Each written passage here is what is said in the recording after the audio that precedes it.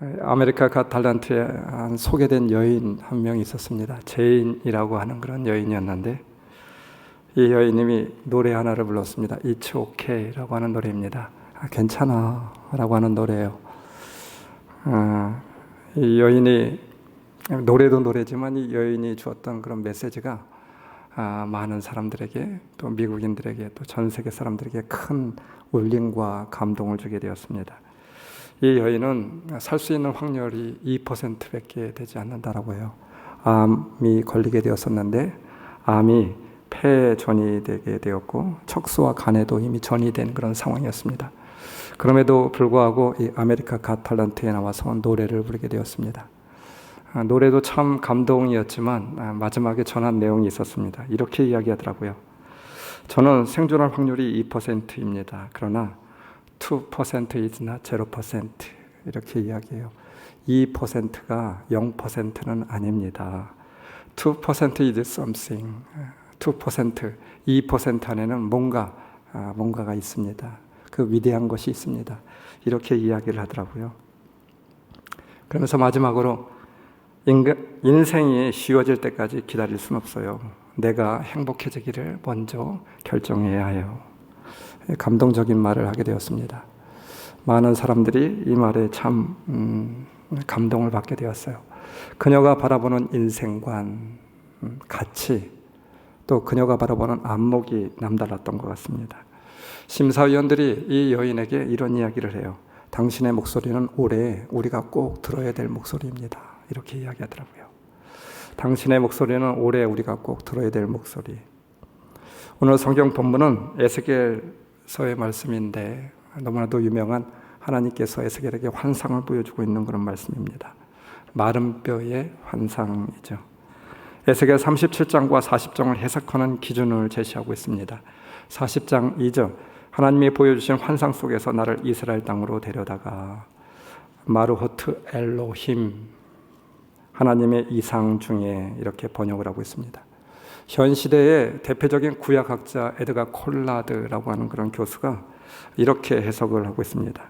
이것은 바로 단순히 하나님의 이상, 환상이 아니라 하나님의 그 이상을 하나님의 안목으로 그렇게 해석해야 한다 말하고 있습니다. 즉, 하나님은 에스겔에게 인간의 눈에 보이는 현실만 보지 말고 하나님의 시각, 하나님의 안목으로 볼 것을 주문하고 있습니다. 하나님으로 보는 안목, 우리 인생들에게도 하나님의 보는 안목이 필요하리라 믿습니다. 여러분들의 인생을 여러분들은 어떤 안목으로 바라보시기를 원하고 있습니까? 더 나아가서 하나님께서는 우리들에게, 또 우리의 인생을, 또 우리의 현 시점을 어떤 안목으로 바라보시고 있을까요?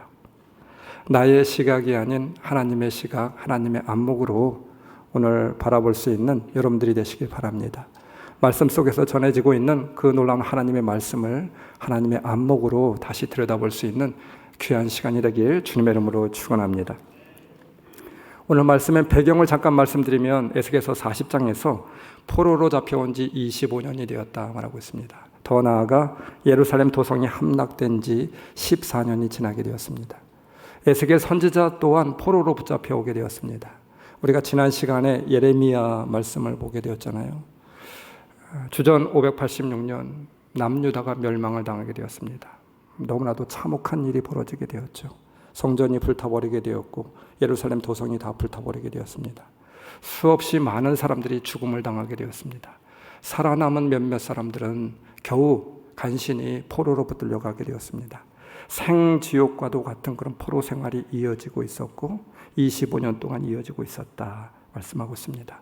그러나 그때 하나님께서 하나님의 사람 에스겔을 통하여서 환상을 하나 보여주고 있어요.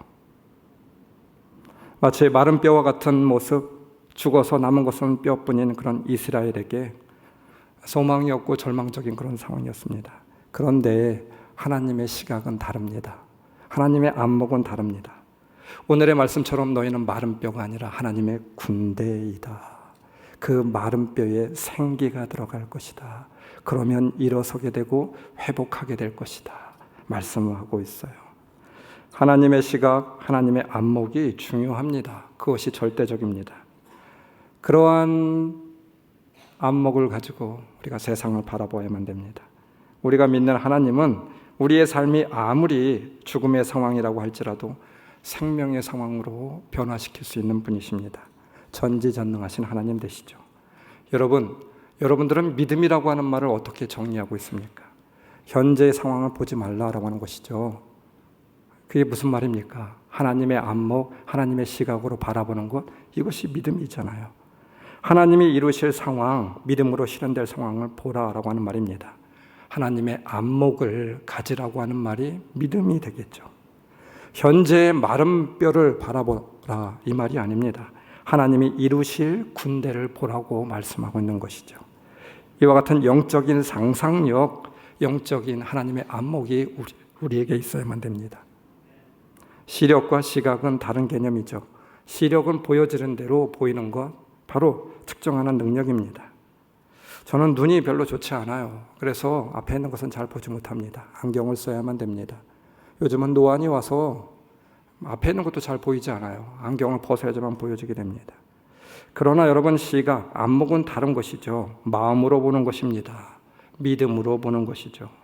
눈앞에 보이는 것과 다르게 볼 수 있는 것이 저는 시각이라고 믿습니다. 그래서 정말 시각이 중요해요.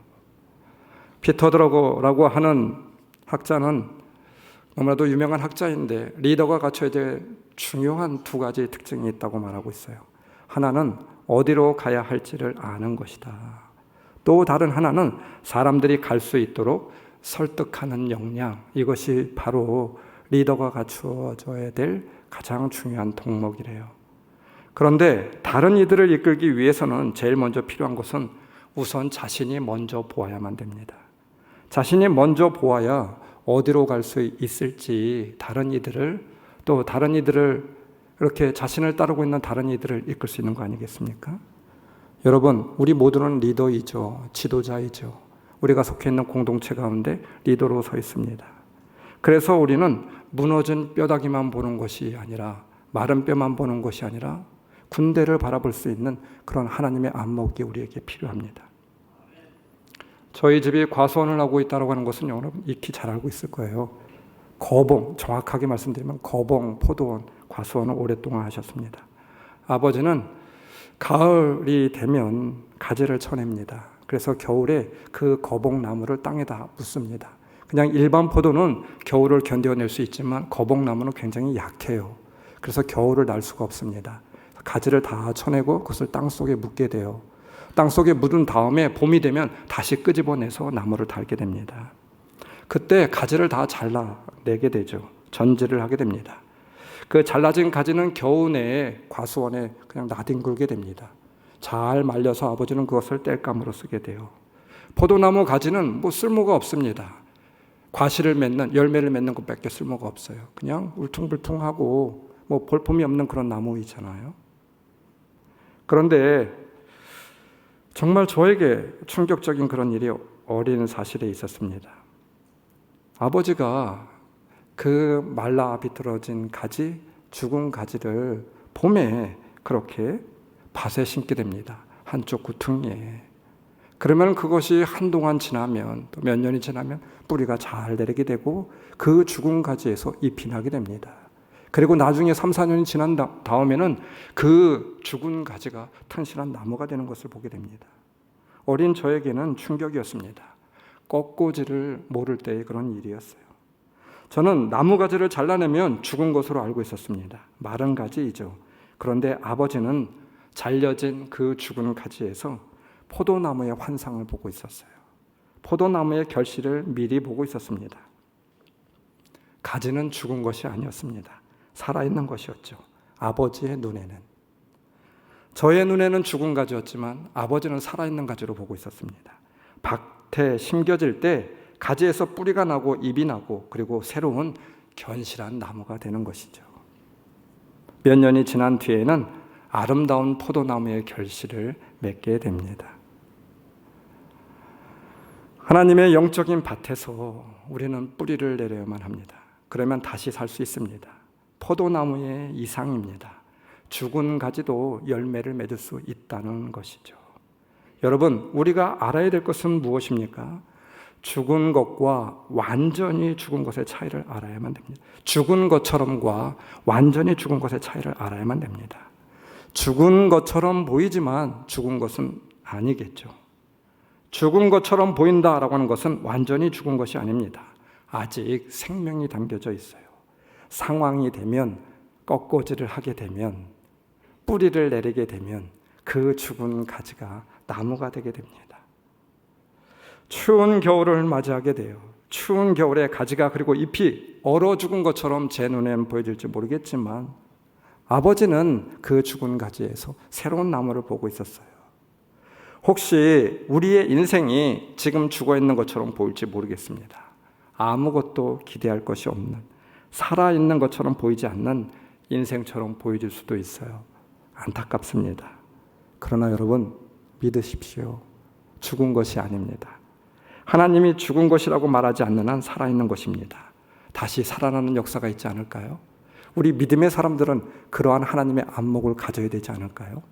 현실이 어떠하든지 문제가 어떠하든지 여러분들의 삶이 어떠하든지 여러분 죽은 것이 아닙니다. 하나님께서는 포도나무의 환상을 보시고 있어요. 우리 아버지의 환상입니다. 넘어졌어도 다시 일어서는 한 아직 넘어진 것이 아니죠. 실패했어도 다시 일어서는 한 실패한 것이 아니라고 하는 말이 있잖아요. 죽은 것 같은 상황에서도 죽지 않았다고 믿는 자는 죽지 않은 것입니다. 끝난 것과 같은 상황에서도 끝났다고 생각하지 않는 한 아직 끝나지 않은 것이죠. 우리가 현재의 상황을 바꾸거나 부정할 수는 없지만 무엇을 볼 수 있느냐? 우리는 선택할 수 있습니다. 그렇지 않나요? 어떻게 보느냐? 우리는 선택할 수 있습니다. 믿음의 사람들은 어떻게 보느냐를 선택하는 사람들이죠. 그리고 우리가 무엇을 어떤 이상을 갖느냐에 따라 미래가 달라질 수 있습니다. 하나님의 사람들은 마른 뼈를 보는 사람들이 아니라 마른 뼈 속에서 위대한 군대를 보는 사람들인 줄 믿습니다. 여러분들이 그렇게 될 줄 믿습니다. 할렐루야. 에스겔서 37장 3절 그가 내게 물으셨다. 사람아 이 뼈들이 살아날 수 있겠느냐? 예! 살아날 수 있습니다. 에스겔이 유보한 대답을 우리가 해야만 됩니다. 우리의 대답은 아직 살아있습니다입니다. 죽은 것이 아닙니다.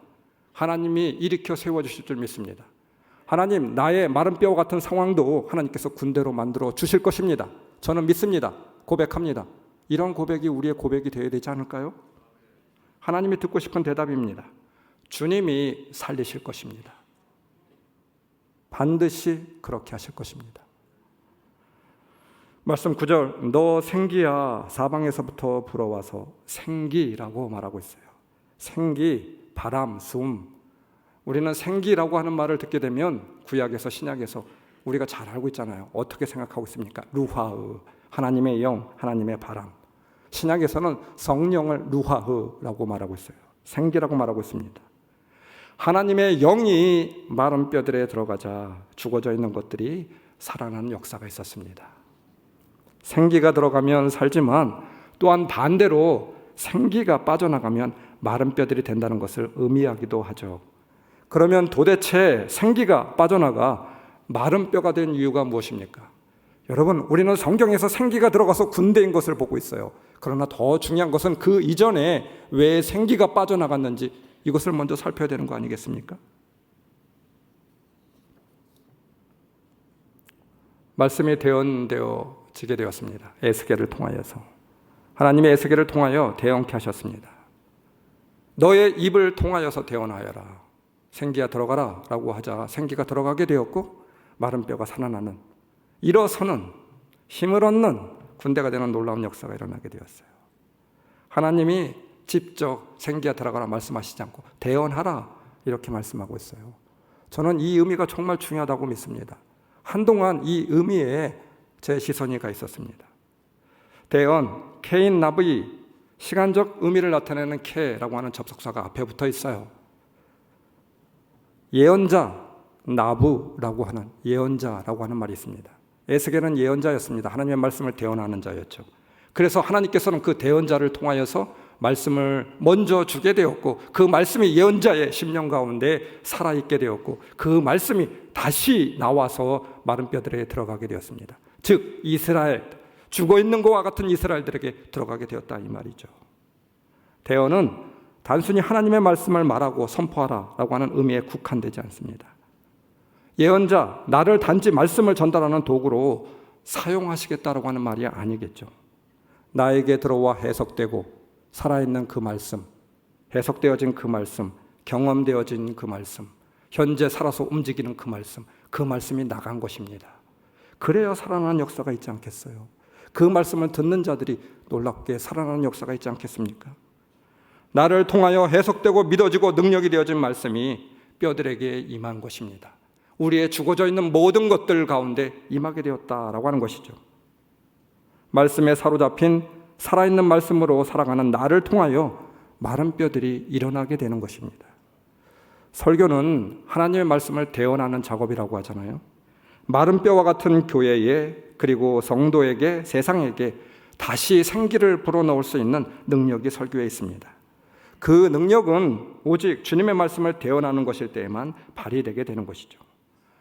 또한 중요한 것은 단순히 설교가 이야기의 전달이나 메시지를 전달함이 아닌 설교자 자신의 삶과 체험, 살아있는 하나님과의 교제가 있게 될 때 그 설교가 영향력이 있게 되는 것이죠. 여러분, 설교를 준비하면서 설교를 말하면서 나에게 영향력을 끼치지 않았던 그 말씀이 어떻게 성도들을 변화시킬 수가 있겠습니까? 어떻게 성도들에게 영향력을 끼칠 수가 있겠어요? 나를 변화시키지 못한 말씀이 어떻게 다른 이들을 변화시킬 수가 있겠습니까? 그런 일은 있을 수가 없어요. 그래서 설교하기 전에 설교자 자신과 하나님과의 살아있는 교제가 중요합니다. 이것이 있어져야만 합니다. 그래서 설교가 정말 두렵고 어려운 일이죠. 세상에서 전하는 메시지와 다른 것이 바로 이 설교에 있는 것입니다. 구분되어지는 것이죠. 먼저 나에게 해석되어진 말씀, 먼저 나에게 살아있는 그 말씀, 죽은 자들을 살리게 하고 죽은 공동체를 다시 일으켜 세우게 되는 것입니다. 에스겔 37장 5절, 내가 너희 속에 생기를 불어넣어. 말씀이 임해서 말씀이 뼛속에 들어가는 것을 의미하는 것이죠. 말씀에 복종하는 삶입니다. 오늘 말씀에 살아있는 교제가 있는 삶을 말하고 있습니다. 마른 뼈에 말씀을 입히고 말씀으로 살아가는 생기를 의미하고 있죠. 말씀에 살아있는 교제입니다. 말씀의 교제가 끊어지면 그것은 죽은 것과 다름이 없어요. 에스겔을 통하여 이상을 보여주시는데 47장, 그가 나를 데리고 성전문으로 갔는데 보니 성전 정면이 문지방 밑에서 물이 솟아나와 동쪽으로 흐르다가 성전의 오른쪽에서 밑으로 흘러내려가서 제단의 남쪽으로 지나갔다. 이 강물이 흘러가는 모든 곳에서 온갖 생물이 번성하여 살게 될 것이다. 이 물이 사해로 흘러가면 그 물도 깨끗하게 고쳐질 것이므로 그곳에서도 많은 물고기가 살게 될 것이다. 강물이 흘러가는 곳이면 어디에서나 모든 것이 살게 될 것이다. 물이 다시 흐르게 되자 죽어있던 것들이 다시 살아나는 역사가 있게 되어집니다. 성전의 문지방에서 물이 생겨나게 되었습니다. 그리고 강을 이루게 되었습니다. 성전의 문지방에서 흘러나온 물은 무엇입니까? 하나님의 말씀이죠. 말씀이 흘러나오게 되고 그 말씀으로, 그 살아있는 말씀으로 살게 되자 살아나는 역사가 있게 되는 것입니다.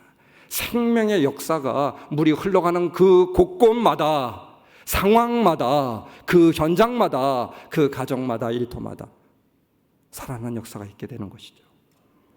마른 가지가 아직 죽지 않은 것을 알고 있지만 제가 경험한 것은 마른 가지를 봄에 땅에 심지 않으면 소용이 없었습니다. 그 안에 생명이 있고 그 안에 포도나무의 환상을 보고 있지만 땅에 심겨져야만 했습니다. 뿌리가 내려져야만 했습니다. 그래야 포도송이를 볼 수 있게 되는 것이죠. 구약에 놀라운 하나님의 사람이 있어요. 누구입니까? 성령의 능력을 갖고 있는 사람, 하나님이 동행하였던 사람, 엘리야였습니다. 그의 능력은 무엇이었나요? 바로 친밀한 하나님과의 교제였습니다. 다른 곳에 있지 않았어요. 아방 앞에서 담대히 선포하게 되었습니다. 3년 6개월 동안 그쳤던 그 비를 엘리야는 선포하게 되자 그 말 한마디에 놀라운 능력이 임하게 되었죠. 하늘에 불이 내려지게 됩니다. 그런데 그가 이세벨 왕비 앞에서 한 여자 앞에서 벌벌 떨고 있습니다. 죽여달라고 도망가고 있어요. 왜 그러한 일들이 일어나게 되었습니까? 하늘에 불을 내리고 하늘에 비를 내렸던 그 놀라운 선지자 엘리야. 하나님의 말씀이 살아있게 되었을 때, 그의 심령에 오늘 현재 살아있게 되었을 때 그런 능력의 사람이 되었습니다. 그러나 그 말씀이 사라지게 되었을 때, 그 하나님의 말씀과 교제가 끊어지게 되었을 때 그는 벌벌 떠는 두려운 사람이 되게 되었고 도망자가 되었습니다. 친밀한 사람에게서 하나님의 능력이 쏟아지게 되는 것이죠. 다른 곳에 있지 않았습니다. 하나님과의 친밀함, 그것이 능력입니다. 기도의 사람 존 하이드라고 하는 선교사 우리는 잘 알고 있습니다. 그는 100여 년 전 영적인 부흥에 크게 쓰임받았던 사람이었어요. 인도의 놀라운 부흥을 이루게 되었습니다. 녹수로 버려지기보다는 기도로 달 없어지기를 원한다, 그렇게 고백했던 사람이에요. 설교를 다 준비하고도 성령이 임재하는 것을 느끼지 못한다라고 하면 설교하지 않았다라고 합니다. 성령의 충만함을 위하여서 하나님과의 오늘 살아있는 그 교제를 늘 갈구하며 살던 사람이었어요. 금식하며 기도하며 하나님의 임재를 나에게 부어주시옵소서 고백하였던 사람이었습니다. 그가 선포하는 메시지에 놀라운 영적인 부흥이 일어나게 되었어요. 미국뿐만 아니라 인도, 아니 전 세계, 우리나라에까지 그 영향력은, 그 영적인 파도는 놀랍게 이어지게 되었습니다. 그의 대표 기도가 부흥의 불씨가 되어서 성령이 소낙비처럼 쏟아지게 되었어요. 그 기도의 내용이 무엇인 줄 아십니까? 단 3마디였어요. 단 3마디. 오 하늘에 계신 나의 아버지, 오 하늘에 계신 나의 아버지, 오 하늘에 계신 나의 아버지. 장황한 말이 아니었어요. 성도들을 설득하는 말도 아니었습니다. 그런데 이 3마디의 말에 놀라운 폭풍이 일어나게 됩니다. 성령의 파도가 일어나게 됩니다. 대양의 해일이 이르는 것처럼 회중을 덮쳤습니다. 사람들의 마음이 부서졌고 죄를 고백하며 눈물을 흘리고 통회하고 자복하는 놀라운 역사가 있게 되었고, 그 현장뿐만 아니라 이 파도가 전 세계를 덮치게 되었어요. 갈멜산의 엘리야의 기도 또한 복잡하지 않았습니다. 너무 단순하고 간단했습니다. 그런데 왜 그 기도가 영적인 폭풍을 일으켰나요? 살아있는 교제, 친밀함이었죠. 여러분, 모세의 신앙도 마찬가지입니다. 신명기에서 모세의 신앙, 모세라고 하는 사람에 대해서 단 한 줄로 요약을 하고 있어요. 페이스 투 페이스. 모세는 하나님을 대면한 사람이었다. 하나님과 늘 친밀한 교제를 이루고 살았던 사람. 이것이 바로 모세의 능력이었습니다. 친밀함이 능력이었죠. 여러분, 그렇다라고 하면 이 친밀함이 왜 능력일까요? 그 이유는 아주 단순합니다. 단순하고 간단해요. 어차피 사람이 하는 일이 아닙니다. 여러분, 마른 뼈에 생기가 돌 수 있겠습니까? 죽어 자빠진 그 마른 뼈에 어떻게 생기가 돌 수 있겠습니까? 하나님이 하시는 일이에요. 우리가 살 수 있는 것, 우리가 먹을 수 있는 것, 우리가 오늘 지금 살아가는 것, 하나님이 하시는 일입니다. 사람은 아무것도 바꿀 수 없어요. 우리의 인생은 우리의 힘이나 능력으로 바꾸는 것이 아닙니다. 여러분, 우리의 인생이 마른 뼈와 같다고 생각이 들지 않습니까? 나와 같이 마른 뼈와 같은 인생, 하나님께서 어떻게 소생시키고 어떻게 일으켜 세울 수 있겠습니까? 마른 뼈로 그대로 죽어버릴까요? 하나님만이 하실 수 있습니다. 하나님의 역사예요. 로이드 존스의 고백대로 부흥은 하나님의 전적인 주권이죠. 결국은 그 주권자의 찾아오심, 그것을 이루어낼 인물이 필요합니다. 그 사람이 누구입니까? 하나님과 친밀한 교제가 살아있는 대원자, 에스겔과 같은 그 대원자, 저는 바로 여러분들이라고 믿습니다. 우리의 상황이 죽어 마른 뼈와 같아요. 돌아보니까 너무나도 한탄스럽습니다. 절망적입니다. 그러나 그곳에 하나님의 말씀을 대언한, 하나님의 그 놀라운 섭리에 대해서 반응할 수 있는, 하나님과 살아있는 교제가 있는 그 대언자가 필요하지 않을까요? 그 대언자의 입을 통하여서, 그 대언자의 기도를 통하여서 살아나는 역사가 있지 않을까요? 마른 뼈가 일어나는 놀라운 역사가 여러분의 삶 가운데, 가정 가운데 일어날 수 있지 않을까요? 친밀함이 능력이라고 하는 것을 아는 사람, 단 1분 1초도 하나님의 임재를 놓칠 수 없다는 거룩한 고집을 갖고 있는 바로 여러분들이 다 될 수 있기를 주님의 이름으로 축원합니다. 존 찰스 라일이라고 하는 목사님은 찰스 스펀전 목사님과 함께 19세기에 영적인 부흥운동을 일으켰던 목회자였습니다. 그는 세례받고 교인으로 등록하였다면 자동으로 거듭난 사람이 되고 천국 백성이 된다고 여겼던 영국 교회의 영국 성도들에게 돌직구를 날렸습니다. 크라이스트 올, 빌립보서 말씀을 전하면서 영국의 성도들에게, 교회에게 이렇게 이야기했습니다. 믿는 자들에게 경종을 울렸던 말씀이기도 하고 오늘날 우리들에게도 마찬가지입니다. 여러분들은 이 땅에서 그리스도를 높이지 않습니다. 여러분들은 그분과 전혀 교통하지 않습니다. 여러분들은 그분을 사랑하지 않습니다. 슬픈 일입니다. 여러분이 천국에서 무슨 일을 할 수 있다고 생각하십니까? 천국은 결코 여러분을 위한 곳이 아닙니다. 천국의 기쁨은 결코 여러분을 위한 기쁨이 아닙니다. 천국의 일은 여러분의 마음에 따분하고 부담스러울 것입니다. 너무 늦기 전에 회개하고 변화를 받으십시오. 그래야 됩니다. 이것이 바로 존 찰스 라일 목사님이 하신 말씀입니다. 행위로 천국에 들어감을 말하는 것이 아니죠. 그러나 그리스도와 진정한 사귐이 없는데도 천국에 갈 거라고 말하는 것도 아닙니다.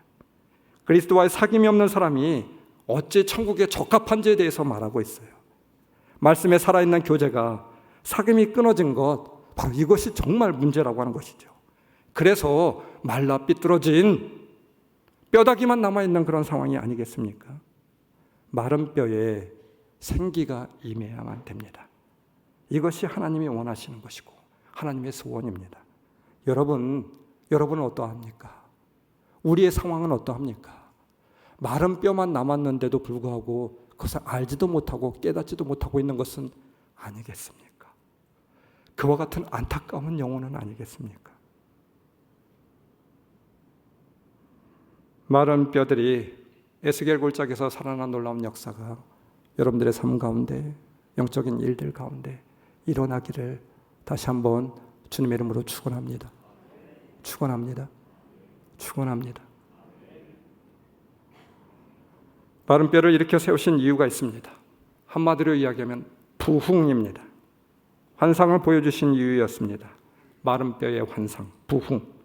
신앙의 용어로 바꾸면 저는 이렇게 부흥이라고 단정짓고 싶습니다. 이스라엘의 현실의 삶을 말하는 것만이 아닙니다. 영적인 삶이 무너진 뼈와 다름없었습니다. 그러나 이제 다시 생기가 돌고 힘을 얻고 능력이 되는 살아있는 성전이 되게 하기 위함이었습니다. 여러분, 이스라엘은 폐허가 되었어요. 그들의 삶이 살아가는 환경이, 나라가 황무지가 되어서 하나님이 슬퍼하고 있는 말씀이 아닙니다. 영적인 환경이 말라 비틀어진, 그들의 심령이 말라 비틀어진 폐허가 된 그런 성전이었습니다. 여러분, 성전이 무너진 것이 아픔이 아니라 심령의 성전이 마른 뼈가 되고 무너진 것, 이것이 아픔이죠. 죽었습니다. 끝이었습니다. 소망이 끊어졌습니다. 비참함이죠. 뼈들을 일으켜 세우신 이유가 무엇입니까? 에스겔에게 보여준 환상은 무엇입니까? 37장 이렇게 결론, 한마디로 이렇게 하나님께서는 결론 짓고 있습니다. 내 성소를 그들 한가운데 세워서 영원히 이어지게 하겠다. 내 성소를 다시 짓게 하겠다. 그 말라 삐뚤어진 그 심령의 성소에 다시 성전을, 생기가 도는 성소를 세우겠다, 이 말입니다. 27절, 내가 살 집이 그들 가운데 있을 것이며 나는 그들의 하나님이 되고 그들은 내 백성이 될 것이다. 그들 가운데 있기 위함이래요. 성소를 세우기 위함이래요. 마른 뼈들의 생기를 넣어 군대를 만들기 위함이었습니다. 군대입니다. 지금 이스라엘은 포로에 붙잡혀가 있어요. 여러분, 그 군대를 일으켜서 바벨론 군대에게 대항하기 위함입니까? 그 말이 아니겠죠. 아름다운 군대, 멋진 군대, 그 군대를 만들기 위함이었습니다. 그러나 그 군대는 바벨론에 맞설 군대가 아닙니다. 사탄의 진에, 그 강력한 진에 도전하고 쳐부술 강력한 하나님의 군대, 영적인 군대였죠. 심령의 성전이 회복이 있어야 되겠어요. 우리의 현실을 직시하십시오. 고사 직전입니다. 남아있는 것이 없습니다. 이러한 상태로 어떻게 우리는 사탄의 진을 격파할 수가 있겠습니까? 사탄의 유혹에 우리가 어떻게 대응할 수 있겠습니까? 결국 백전백패, 우리에게 남은 것은 마른 뼈뿐이었잖아요. 에스겔서 37장 11절, 사람아 이 뼈들이 바로 이스라엘 온 족속이다. 그들이 말하기를 우리의 뼈가 말랐고 우리의 희망도 사라졌으니 우리는 망했다. 이와 같이 발라 비뚤어진 뼈들이 되어서는 곤란하죠. 교회에서 초대글을 적어서 초대장을 여러분들 주보에 같이 동봉해 놓았습니다. 예배의 회복, 심령의 회복이 우리 교회로부터 일어났으면 좋겠으면 고백하며 초청장을 그렇게 전달해 주고 싶습니다. 아직 예배의 회복을 이루지 못한, 믿음의 회복을 이루지 못한 그런 성도들에게, 지인들에게, 우리 사랑하는 성도들에게 전하고 싶습니다. 조금만 기다리면 곧 예루살렘으로 돌아갈 수 있을 거라 기대하던 이스라엘 백성들은 시간이 흐를수록 불안과 좌절의 시간을 맞이했습니다. 그러나 하나님의 때가 되자 이스라엘은 자신의 고국으로 돌아가게 되었습니다. 그들이 이스라엘로 돌아와 가장 먼저 한 것은 바로 예배를 회복하는 것이었습니다. 에스라 3장 2절, 요사닥의 아들 예수아와 그의 동료 제사장들과 스알디엘의 아들 스룹바벨과 그의 동료들이 모여서 하나님의 사람 모세의 율법에 규정된 대로 번제를 드릴 수 있도록 이스라엘의 하나님의 제단을 쌓았다. 그들은 이제 성전 건축이라고 하는 엄청난 사명을 감당해야 하는 상황이었습니다. 또 먹고 살기 위하여 농사도 지어야 하고 집도 지어야 하는 상황이었습니다. 그러나 그 모든 일을 하기 전에 예배부터 회복하였습니다. 심령의 성전을 지었던 것입니다. 우리는 지난 2년간 코로나로 인하여 많은 삶의 변화가 있었습니다. 그리고 이제 코로나가 끝나가는 이 시점에서 회복해야 될 것들이 너무나도 많이 있습니다. 그렇지 않습니까? 그러나 그 중에서도 우리가 가장 먼저 시급히 회복해야 될 것이 저는 있다고 믿습니다. 바로 성전의 회복, 예배의 회복이죠. 저는 가끔 코로나 이전 우리 모든 성도님들이 함께 예배당을 꽉 채우고 뜨겁게 찬양하고 뜨겁게 기도하고 말씀을 듣던 그 시간들이 기억납니다. 그 생생한 은혜, 그 뜨겁게 눈물 흘리던 그 자리가 있었습니다. 그 자리가 그립습니다. 그리고 그 자리를 제일 먼저 회복해야 된다고 저는 믿습니다. 마른 뼈에 생기가 들어가야 움직이고 살아나게 되는 것이죠. 7월 17일 홈커밍데이 캠페인을 벌이고 있습니다. 같이 시작하고 싶습니다. 다시 시작하고 싶습니다. 다시 새로워지고 싶습니다. 마른 뼈에 생기가 돌고 싶습니다. 사랑하는 성도 여러분, 학개 1장 6절에서 말씀합니다. 너희는 씨앗을 많이 뿌려도 얼마 거두지 못했으며 먹어도 배부르지 못하며 마셔도 만족하지 못하며 입어도 따뜻하지 못하며 품꾼이 품삯을 받아도 구멍난 주머니에 돈을 넣음이 되었다. 너희가 많이 거두기를 바랐으나 얼마 거두지 못했고 너희가 집으로 거두어 들였으나 내가 그것을 흩어버렸다. 그 까닭이 무엇이냐? 나 만군의 주의 말이다. 학개 1장 9절, 나의 집은 이렇게 무너져 있는데 너희는 저마다 제 집 일에만 바쁘기 때문이다. 제 집 일에만 바쁘기 때문이다. 이렇게 무너져 있는데 그것을 보지 못하였습니다. 내 일, 내 상황, 내 직장, 내 일, 그것에 열심과 정성을 거두게 되었습니다. 제 집 일에만 바빴습니다. 우리는 여전히 지금도 우리의 일만 살피고 관심을 갖고 열심과 정성을 들이고 있습니다. 그러나 더 중요한 것이 있음을 알지 못하였습니다.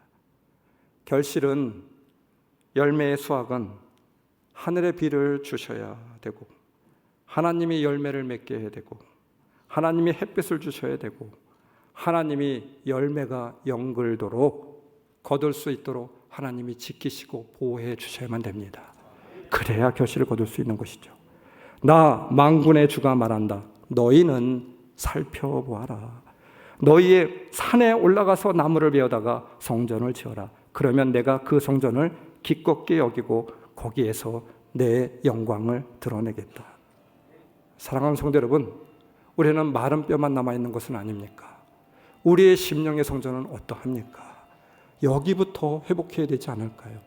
여기로부터 회복이 있어야 되지 않을까요? 이것이 회복될 때 바로 하나님의 능력이 임하고 생기가 돌고 일어서는 놀라운 역사가 있지 않을까요?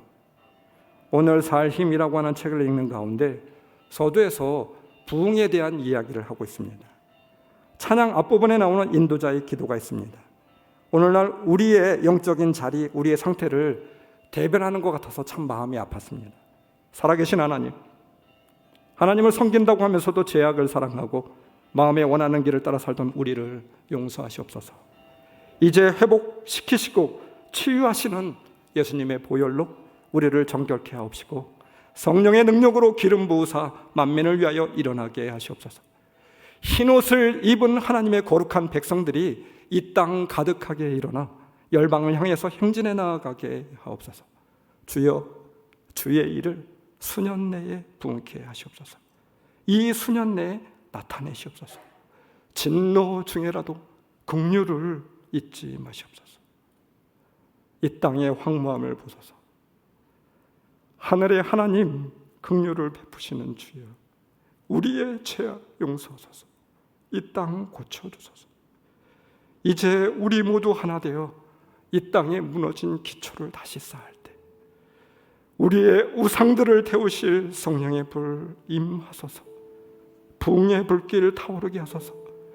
진리의 말씀 이 땅 새롭게 하소서. 은혜의 강물 흐르게 하소서. 성령의 바람이 이제 불어와 오 주의 영광 가득한 새날 주소서.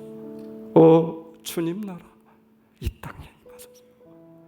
오 주님 나라 내 심령의 성전에 임하소서.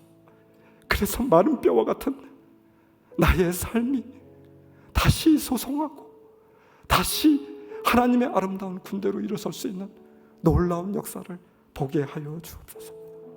이것이 우리의 고백이 되어지기를 원합니다. 사랑하는 성도 여러분, 마른 뼈와 같은 우리의 심령이 다시 주님의 은혜로 고동쳐야 되지 않을까요? 두근거려야 되지 않을까요? 은혜의 감동으로 다시 살아나야 되지 않을까요? 마른 뼈와 같은 우리의 심령이 생기를 얻어서 하나님의 강력한 군대들이 다 될 수 있기를 주님의 이름으로 축원합니다. 말씀 5절, 나 주 하나님이 이 뼈들에게 말한다. 내가 너희 속에 생기를 불어넣어 너희가 다시 살아나게 하겠다. 오늘 말씀을 기억하시면서 우리 통성으로 기도합시다.